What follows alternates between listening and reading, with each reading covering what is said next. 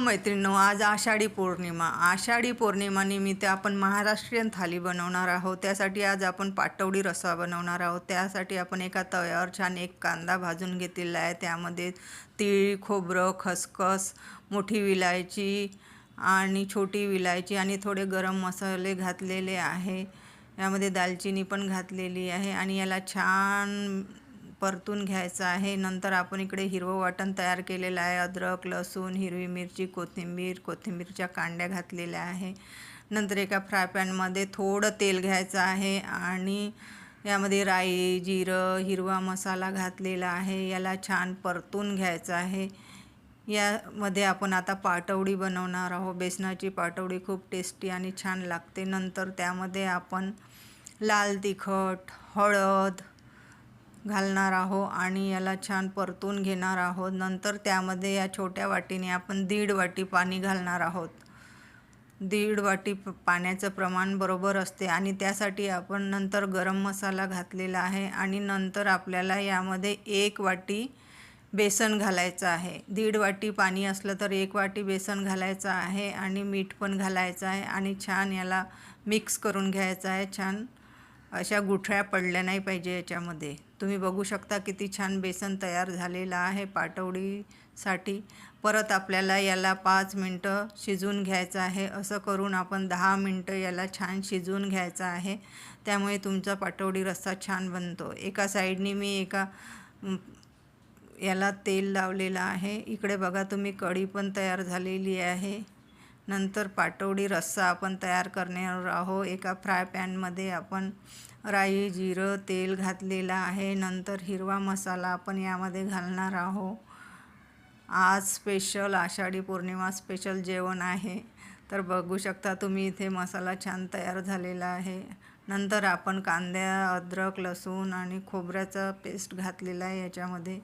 नंतर हळद, लाल तिखट, धनिया पावडर संपूर्ण छान मिक्स करून मसाला तयार होऊ द्यायचा आहे. हे बघू शकता तुम्ही, मसाल्याला किती सुंदर कलर आलेला आहे. छान परतून घ्यायचा आहे.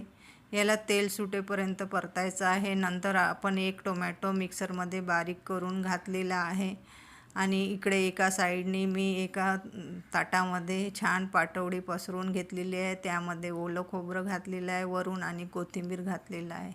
किती छान वड्या तयार आहेत आपल्या. आपण अशा याला सुक्या पण खाऊ शकतो आणि रशामध्ये पण घालू शकतो. तर तुम्ही बघू शकता किती छान पाटवडी तयार झालेली आहे. खूप सुंदर कलर आलेला आहे. तुम्ही अशा पद्धतीने नक्की बनवा.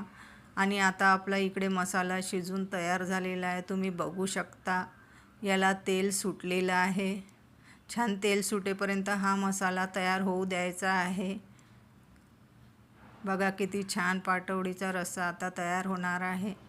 ही विदर्भ स्पेशल भाजी आहे, पाटवडी रस्सा, झणझणीत पाटवडी रस्सा. तर आता बघू शकता तुम्ही, छान मसाला तयार झालेला आहे आणि आता त्यामध्ये आपण गरम पाणी घालणार आहोत. यामध्ये गरम पाणी घालणं खूप गरजेचं आहे. त्यामुळे भाजीला छान कलर येतो. हा रस्सा छान तयार झाल्यानंतर यामध्ये 1 चम्मच मीठ घालायचं आहे. नंतर 2 चम्मच मी गरम मसाला घातलेला आहे. तुम्ही बघू शकता भाजीला किती सुंदर कलर आलेला आहे. तर बघा, छान झाल्यानंतर यामध्ये आपण ज्या पाटवडी तयार केल्या होत्या त्या घालणार आहोत. ह्या किती वेळ ठेवल्या तरी मैत्रिणींनो बिलकुल विरघळणार नाही आहेत. ह्या अशा पाटवड्या होतात. त्यामुळे तुम्ही पाटवडी छान आरामात बनवू शकता. तर बघू शकता किती सुंदर कलर भाजीला आलेला आहे. तर आपली पाटवडी तयार झालेली आहे. बघू शकता, स्पेशल नागपुरी झणझणीत पाटवडी रस्सा. हे बघा, खूप छान पाटवडी मी यामध्ये टाकलेली आहे आणि 5 मिनटं छान ही भाजी उकळून घेतलेली आहे. खूप छान लागते ही भाजी चपाती किंवा भातासोबत. नंतर मग मी परत एक मेनू तयार केलेला आहे. एका कढईमध्ये तेल घेतलेलं आहे. नंतर 1 वाटी बारीक शेवळ्या यामध्ये घातलेल्या आहे. आज आपण पौर्णिमा स्पेशल शेवळ्याची खीर बनवणार आहोत. ह्या शेवळ्या छान लालसर होईपर्यंत तुपामध्ये परतून घ्यायच्या आहे. इकडे काजू, बदाम आणि खोबरं किसून घेतलेलं आहे, काजू बदामचे बारीक बारीक काप केलेले आहे, ते पण यामध्ये शेवळ्यामध्ये घालून घ्यायचे आहे. म्हणजे ते पण तुपामध्ये छान परतून घेतले जातात. खोबरं आणि काजू यामध्ये घातलेले आहे. नंतर बदाम पण घातलेली आहे. संपूर्ण मिश्रण ह्या शेवळ्यामध्ये घालून आपल्याला छान परतून घ्यायचं आहे. तुम्ही बघू शकता किती सुंदर कलर आलेला आहे. शेवळ्यांचा कलर थोडा ब्राऊन झाला की त्यामध्ये मी खोबरं घातलेलं आहे. ओलं खोबरं आहे, याला पण छान खरपूस भाजून घ्यायचं आहे. तुम्ही सुकं खोबरं पण यामध्ये वापरू शकता. नंतर यामध्ये अर्धा लिटर मी दूध घातलेलं आहे आणि थोडं पाणी घालून ही खीर तयार आहे. बघू शकता यामध्ये वरून विलायची आणि अर्ध वाटी साखर घातलेली आहे. साखर तुम्ही आपल्या अंदाजानुसार घालू शकता. तर तयार आहे मैत्रिणींनो पाटवडी रस्सा, कढी, भात, चपाती आणि खीर.